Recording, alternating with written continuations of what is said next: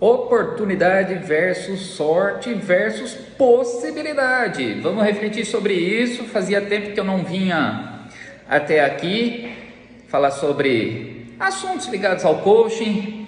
Então, pessoal, possibilidade, sorte ou oportunidade. Nós conhecemos várias frases, por exemplo, esteja preparado para quando a sorte chegar.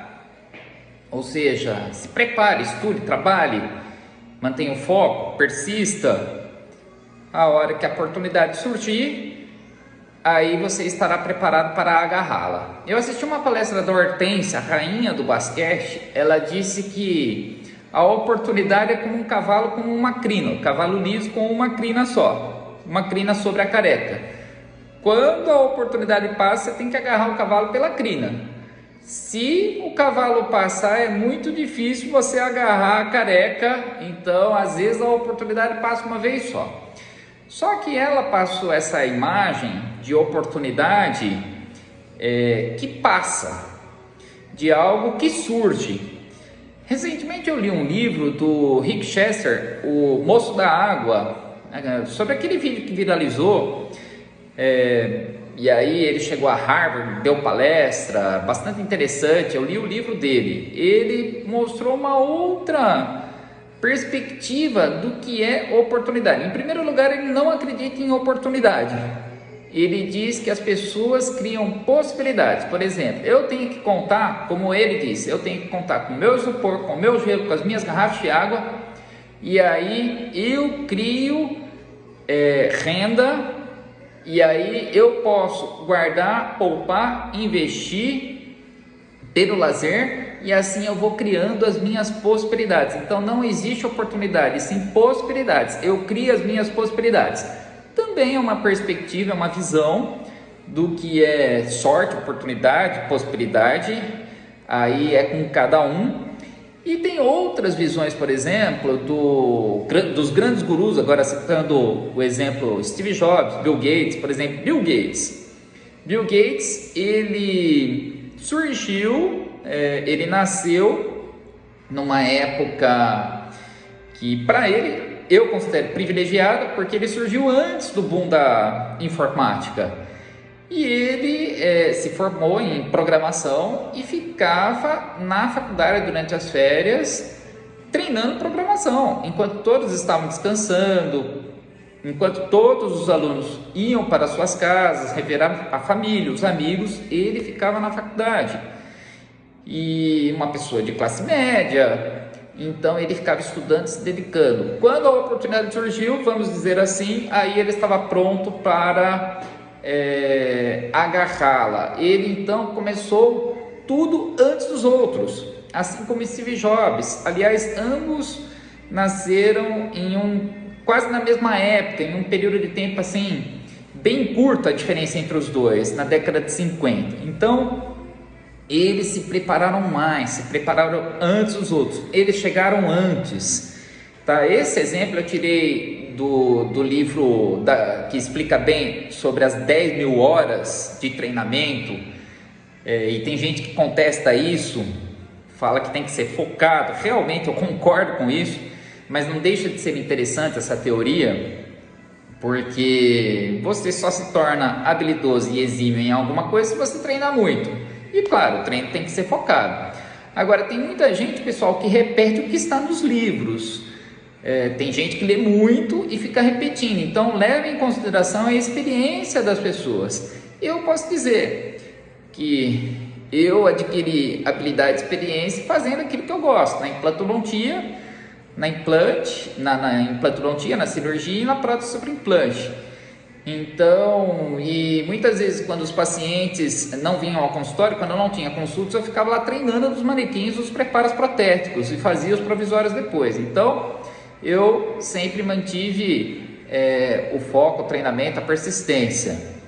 Mas voltando nesse assunto das 10 mil horas, antes disso, só para citar um outro exemplo, um clube de hóquei, um time de hóquei, uma equipe de hóquei ficava campeã porque eles passaram a selecionar os jogadores das categorias de base que nasciam após julho, após o meio do ano. Quer dizer, as crianças tinham a mesma idade, mas aquelas que nasciam em dezembro ou novembro, só para citar um exemplo, não lembro bem, mas é mais ou menos isso, eram maiores do que as crianças que nasciam em janeiro ou fevereiro. Quer dizer, ao contrário, quem nascia em janeiro e fevereiro disputava os torneios depois eram mais velhos. As crianças mais velhas eram mais altas, mais encorpadas e tinham um desempenho melhor. A partir disso, eles passaram a selecionar as crianças das categorias de base pela idade. Então, as crianças eram maiores e adquiriam algumas vantagens sobre os adversários. Na época, isso aconteceu muitos anos atrás, na época os estatísticos não tinham tanta liberdade, não tinham tanto acesso, não haviam estatísticos, então as pessoas começaram a trabalhar os dados, a processar os dados a partir daí. Então, possibilidade, oportunidade, sorte, aí cada um tem o seu ponto de vista. Eu acredito, eu já li um livro também, não repetindo o que os escritores disseram, mas já aconteceu comigo, um livro do Steven Johnson, que ele fala sobre serendip. Aqui no meu livro, página 41, não há uma tradução em português para serendipity. Vou ler aqui para que fique melhor, é difícil de pronunciar. Serendip é um lugar, é baseado num ponto onde o capitão se perdeu durante uma viagem e de repente encontrou uma ilha, um paraíso que tinha muitas riquezas. Então ele chegou à conclusão: para que você se encontre, para que você conquiste algo, muitas vezes você tem que se sentir um pouco perdido. E ele chamou isso de serendipity. Deixa eu ver se eu acho aqui. Aqui, não basta ser fiel a si mesmo. Eu vou ler a frase, depois eu vou tentar pronunciar essa palavra. Ninguém deseja criar preso à ortodoxia convencional, aquilo que faz parte dos padrões convencionais. De certos grandes inovadores da história tiveram tenacidade para acreditar em seus palpites por longos períodos de tempo.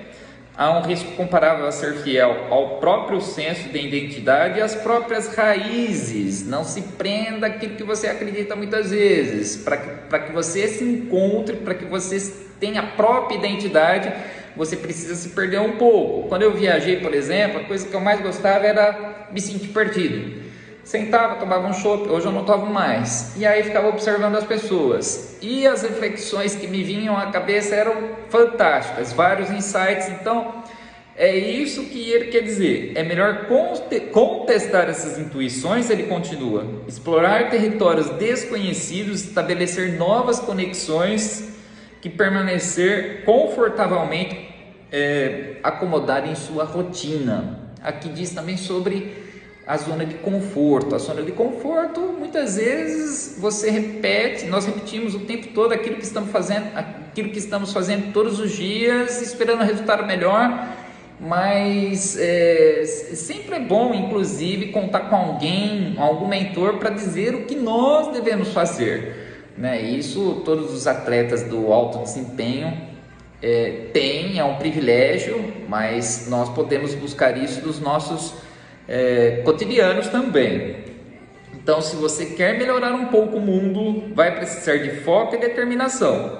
Vai precisar ficar dentro dos limites de um campo e abrir novas portas para o possível adjacente. Aqui é um conceito do autor.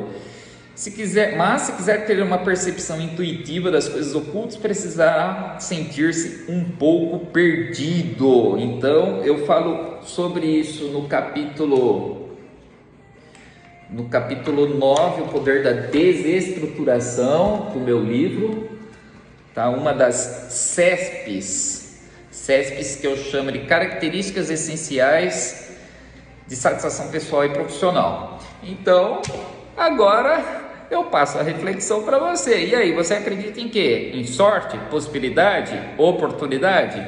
Deixe então a reflexão com você. É importante que esteja preparado para tudo, tá? Um grande abraço e até a próxima.